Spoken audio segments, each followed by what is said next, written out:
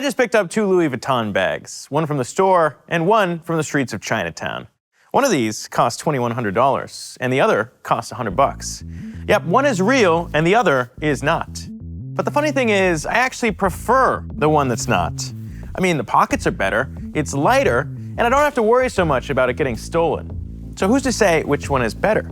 It's hard enough to do in real life, and in crypto, it's actually doubly hard, because there's no authority who can say what's real or not. There is no Louis Vuitton. So that begs the question, is anything real in crypto?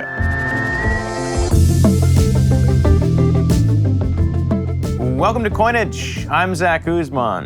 In 2021, one Bitcoin was worth more than $60,000. A year later, it's only worth about a third of that. Crypto hedge funds are getting liquidated left and right, and on top of it all, my parents keep hounding me. Is a show about crypto really a smart career move right now?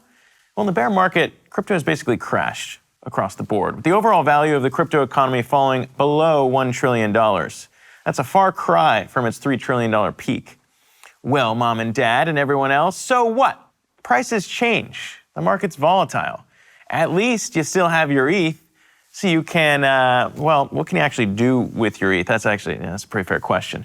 You could trade it for US dollars. You could trade it for a stable coin, so long as that coin remains stable. You could buy digital art or digital land with your ETH in the form of an NFT.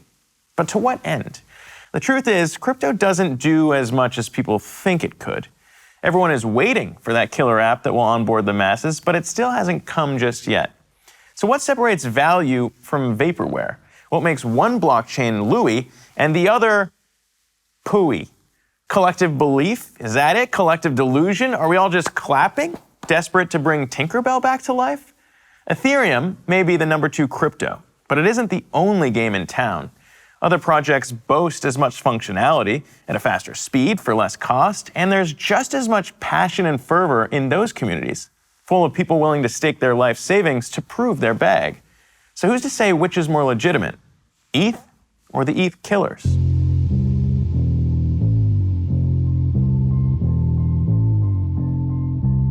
That's our essential question for today. How can we tell legitimate projects from vaporware? Let's start with a project that's widely seen as legitimate, Ethereum, and its founder, Vitalik Buterin. The 10-second summary is that Ethereum thinks pretty highly of itself. They believe they're the future on which all of Web3 will be built. But not everyone agrees.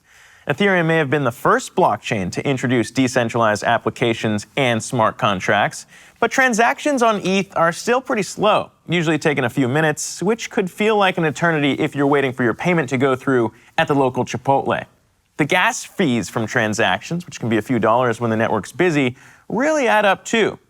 That's because Ethereum makes certain trade-offs between scalability, security, and decentralization. 3 ideals that Vitalik called the trilemma. It's like a dilemma, but 3 things going on there. Since it's difficult to increase one or two without sacrificing the other. Take scalability, for example. The easiest way to make the blockchain run faster would be to increase the computing power requirements for each of the nodes powering the network. That would harm decentralization, though, because the requirement to join the network would be out of reach for ordinary individuals like you and me. A decentralized network with plenty of nodes scattered across the globe can go hand in hand with security if you require each node to agree on the state of the blockchain, otherwise known as consensus. But that process is slow, significantly limiting your overall transaction speed and capacity, and that's where Ethereum currently stands. Some crypto projects are building on top of Ethereum in order to help the network run faster. These are called Layer 2 solutions, with Ethereum as Layer 1. But other projects are experimenting with those trade-offs. They're building entirely separate, competing Layer 1 blockchains designed to run faster and cheaper than ETH. Enter the so-called ETH killers, the blockchain projects which are currently vying for Ethereum's throne. There are quite a few of those, actually, and we could spend all day talking about each one of them in depth. But all you really need to know is that each of the projects is taking its own stab at resolving Vitalik's trilemma, and the future of crypto is at stake. Some want to create a network of blockchains that all interact with each other, like Cosmos and its competitor Polkadot, which was also created by a former Ethereum co-founder. That would help projects scale without sacrificing decentralization, and both projects are worth billions of dollars. Cardano is another network built by a former Ethereum co-founder as well, Charles Hoskinson, that used proof of stake long before the recent Ethereum merge, though it took a little bit longer to introduce smart contract functionality. Maybe Charles was distracted.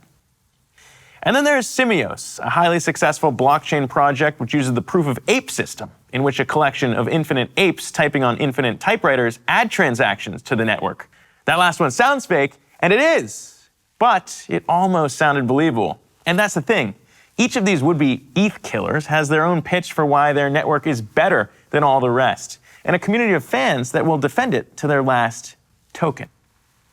Today, though, we'll be exploring one promising contender, Solana, with its native currency Sol. We're focusing on Solana both because it's unique and because it's not. Solana is a great case study for the ETH killer class. It runs on unique technology that powers an incredibly fast and cheap network. It has its own ecosystem of investors, developers, and fans, and it's got a pretty sweet logo too. But other ETH killers make similar claims and similarly sweet logos. So what is it about Solana that has its fans convinced it's better than any other ETH killer and perhaps even Ethereum itself? Solana was founded by Anatoly Yakovenko, a programmer who spent over a decade at Qualcomm before getting into crypto. Anatoly, as the story goes, had a eureka moment in a San Francisco cafe and began sketching out what would become the proof of history system that runs Solana. By regularly timestamping transactions, Solana can verify the state of the blockchain much quicker than its competitors. So transactions on the network cost less. And I do mean a lot less. Solana claims that the average cost of a transaction on the network is 1/40th of a penny, and that the network can handle thousands of transactions per second. Solana's high speed, massive throughput, and low cost generated a lot of hype around the project, though Solana had to wait for its moment in the sun. At the beginning of 2021, Sol was only trading around $2. The project had plenty of detractors. But it had its boosters too, like crypto billionaire and Coinage community member Sam Bankman-Fried. He went as far as to tell a critic, quote, "I'll buy as much Sol as you have right now at $3. Sell me all you want, then go fuck off." According to Sam, his offer was rejected, which is too bad for him, because Sol hit its all-time high of over $250 in November of 2021. That big of a run-up in price is enough to turn early investors into die-hard believers and silence even the most fervent critics. In the long term, I see it going to $1,000. Easily see this project reaching the $1,000 mark within the next few months. With charts like these, who needs enemies? Yeah, that's right. Look at this Solana chart. Absolutely insane. The hype around Solana helped woo a variety of developers over to their side, and they're building projects that often compete with those on Ethereum. For example, ETH has decentralized exchanges like Uniswap, while Solana has decentralized exchanges like Serum. ETH has the Bored Ape Yacht Club NFT collection, while Solana has the Degenerate Ape Academy NFT collection. ETH has a dog-based meme coin, the Shiba token, while Solana has a dog-based meme coin, the Samoyed coin. Basically, Solana and its community are trying to say, anything ETH can do, Sol can do better, Sol can do anything better than ETH. Sol's price has come down significantly in the bear market, though. And despite its impressive technology, Solana still barely squeaks into the top 10 cryptocurrencies by market cap, a few $1 billion behind Cardano. Here are the reasons why not everyone is on board the Solana hype train. Solana's entire network has gone down a few times, usually as a result of massive numbers of transactions hitting the network all at once. Solana's low transaction costs actually make it more vulnerable to that kind of failure. Though each time, they've managed to restore the network within a few hours. Solana remains confident that its ongoing updates will eventually eliminate its downtime. But as of now, their network is still officially in beta. Solana is also seen as pretty centralized, which is a common complaint among the ETH killer class. About half of Solana's tokens were allocated to Solana Labs, the company working on the blockchain, along with its venture capital investors. Only about 15% of ETH's tokens were distributed to insiders in comparison. Solana's community has also faced its fair share of controversies. Last year, a pair of brothers allegedly colluded to inflate an important statistic for Solana called Total Value Locked, or TVL. By designing financial protocols that counted the same coins over and over, the brothers were able to trick outsiders into thinking there was much more money flowing through Solana than there really was. And at the time, Sol's price was exploding. Here's where we return to the essential question when it comes to ETH killers. How can we tell legitimate projects from vaporware? Each ETH killer has evidence for why they're the best horse to back, and each has faced its fair share of criticism. But it can feel hard to trust reports when potentially biased sources are putting things out there, and statistics may be inflated or misunderstood. And figureheads may be biding their time until they can dump their coins and laugh all the way to the bank like a bunch of Solana Scrooge McDucks. Maybe it's not surprising then that many in the crypto space stick with good old Ethereum. It's been around the longest, it's still the #2 crypto in the world, it's got a cogent philosophy and plenty of talented developers. Plus, it's got the most valuable thing of all, Coinage NFTs. On sale now. It may not be as fast as Solana yet, but Vitalik said Ethereum is only around 55% done after the success of its latest upgrade, the Merge. The Merge, the Surge, the Verge, and then a bit lower is going to be the Purge and the Splurge. In the case that Ethereum, after it's done surging, verging, diverging, submerging, and schmerging, is able to copy the capacity of its competitors, will any of the ETH killers survive? Let me put it another way. When you log on to Facebook or the New York Times or Coinage.media in order to watch our latest episode, you're using the same internet, since the internet is a simple set of protocols anyone can follow. Many believe Web3 should work the same way, with everything happening on top of Ethereum. However, maybe Web3 is less like the internet and more like the world. There are nearly 200 countries in the world, and almost all of them have their own currency. But it's all money, and you'll always be able to find someone to swap your dollars for euros, or shekels, or for yen. Maybe the future doesn't have just one layer 1 chain, but multiple. In either case, Solana wants to take you to the future. They've got speed, they've got hardcore fans, and they're even launching a crypto phone to get people hooked on Web3. To get a closer look at how Solana plans to win over its critics and maybe even conquer the entire market, I sat down with Anatoly Yakovenko, co-founder of Solana. How does Solana stack up differently, I guess, than like what Ethereum's trying to accomplish and the rest of those in the ecosystem? I mean, from what I heard, we're the ETH killer, right? How do you feel about that phrase, ETH killer? I think it's funny because Solana is such a totally different architecture, different like point of view on how blockchain should be built, that it's like the most orthogonal chain that's, you know, competing for the same use cases with Ethereum. So it's kind of weird to call it an ETH killer, but also, I guess, I don't know, whatever. Media likes that term because they like competition. There's a bunch of different use cases depending on what you want in terms of speed of transaction, security. How do you look at those as far as what Solana looks to deliver on? The nuance of what Solana's trying to like optimize for was actually decentralization. We just had a different point of view. Like Tarun called it, you know, you're trying to pull a cart with like 6 horses versus 1,000 chickens.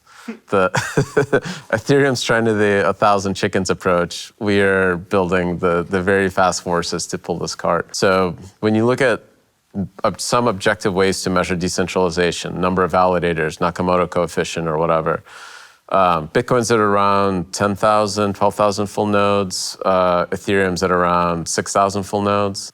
Even post-merge, the actual full copies of the state, Solana's at about 3,400. So we're like 60% of the way to what Ethereum is. So the one thing that Solana's designed for, that no other chain is designed for, is this idea that you can build like a single chunk of information symmetry around the world. And there's no sharding, no data availability, layer 2 tricks you can do.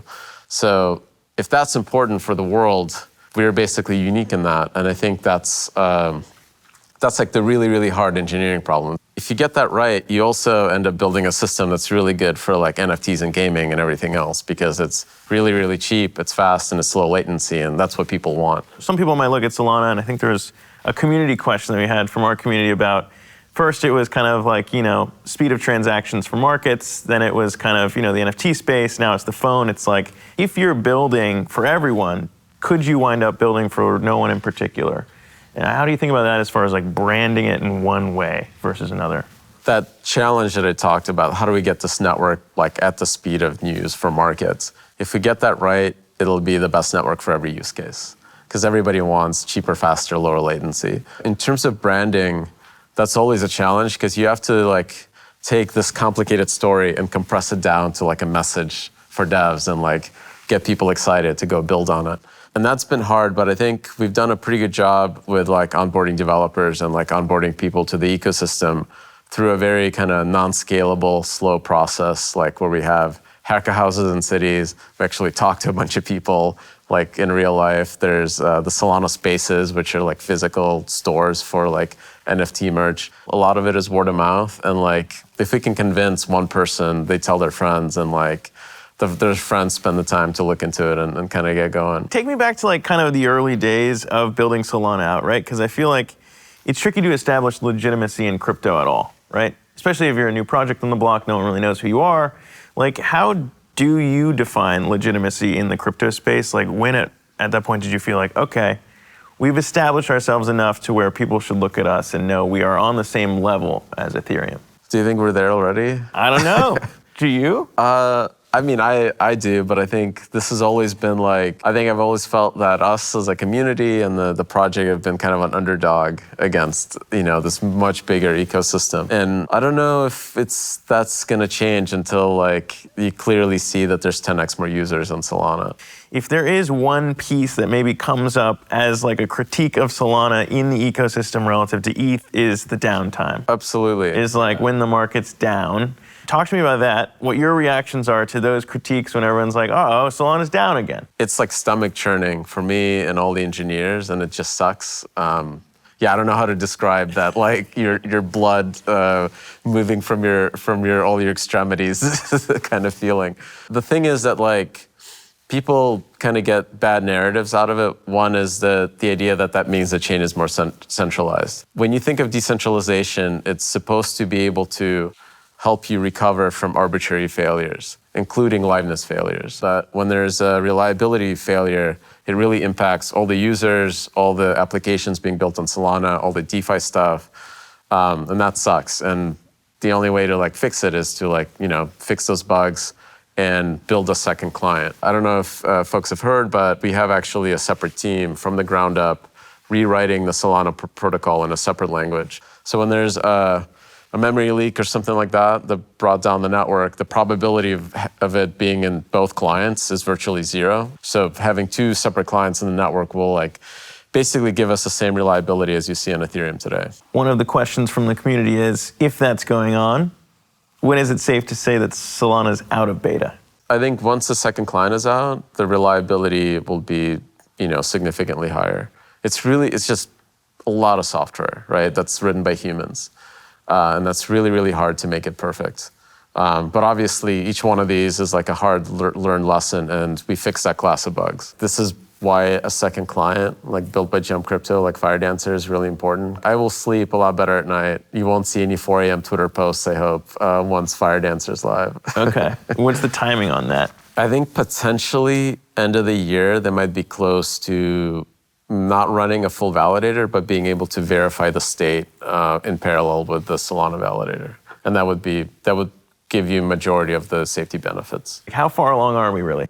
Like, what progress have we made, and like, how far away are we from mass market adoption? I think we went from like 1 million people signing things 2 years ago to roughly 10 million people signing things a month. That's just pretty fast, but still very small. Like 10 million people knowing self-custody. It's like 10 million people knowing what a web link is, like 95 maybe. 1995? Yeah. So, all right. When you think about you personally, though, building all this stuff out, one of the big things that we see in the crypto space is kind of like the cult of personality among founders. You kind of seem like a bit of the outlier, where you don't attack other people in crypto necessarily, you kind of compliment them, right? I think anyone that's building layer one has those moments where all their blood moves away from their extremities. Yeah. And like, it's really, really hard. So I respect all the folks trying, especially people trying to build, from the ground up a different system, not just copy Ethereum. That takes like a lot of work and a lot of guts. We opened this conversation with the idea of an ETH killer. We've talked about ETH, but what about the ETH killer killers, which are you guys all competing, I suppose, to be multiple L1s? Do you see kind of the world being that there will be multiple L1s coexisting, or is it kind of like a dog-eat-dog world? Really interesting question. So I think the reason why there might be a lot of blockchains is because most of these systems are like back-end systems, smart contracts. Users don't actually see them, right? They see the UI and everything. Mm-hmm. And they don't really provide distribution typically. A lot of like NFT Magic Eden users, they don't even necessarily know that they're on Solana. So there's like a bit of this like kind of Intel inside. Who cares about Intel, right? When I'm buying a Windows PC kind of thing. The other side of that coin is that there's still network effects around the underlying token itself. And like, especially you can see that in Ethereum. Ethereum folks really love ETH and they only use Ethereum, even if it's slower or worse. So how much of that plays out, I think is kind of really interesting and we'll see. There's a lot to be said in being really careful and trying to build like a perfect system. Somebody should take that path. Like out of, the engineering quadrant, optimized for performance or whatever they're doing, optimizing for perfection. Like that makes sense that somebody would do that. So I don't know. I think sharding, basically a lot of folks that are building sharded solutions, it's just not gonna work. This is like at a technical level, I think they're solving the wrong problem. Really? Yeah. Because that's basically where Ethereum wants to go, right? The thing that we're building that's really unique to Solana is this idea of localized fee markets. And that came out of our very painful process this year of observing congestion on the network and these downtimes. So when the Bored Ape minted on Ethereum, at the same time while there were liquidations, both of those things were fighting each other. And you saw transactions hit like $1,000 for a transaction on ETH. On Solana, those two things are separate, and you would see a spike for fees for that mint, but it wouldn't impact any other thing happening on the network. And no one else has this. I think we're the first to even consider that being a problem and see it on the network. The reason we're seeing this stuff is because on a day-to-day basis, Solana processes more transactions than all the other chains combined. After we shot our interview with Anatoly, Solana suffered another system-wide outage. And yet, it hasn't seemed to dent any of the metrics Anatoly said are most important. We'll keep an eye on Solana, but in the meantime, let's return to our question. Is anything real in crypto? Bitcoin and Ethereum have been around the longest, and they have a big lead. Newer projects that want to move faster or offer different solutions still, though, have a lot to prove. Maybe the answer is in the eye of the bag holder. I'm Zach Guzman. This was Coinage. Oh, and by the way, both bags were fake. Stay safe out there.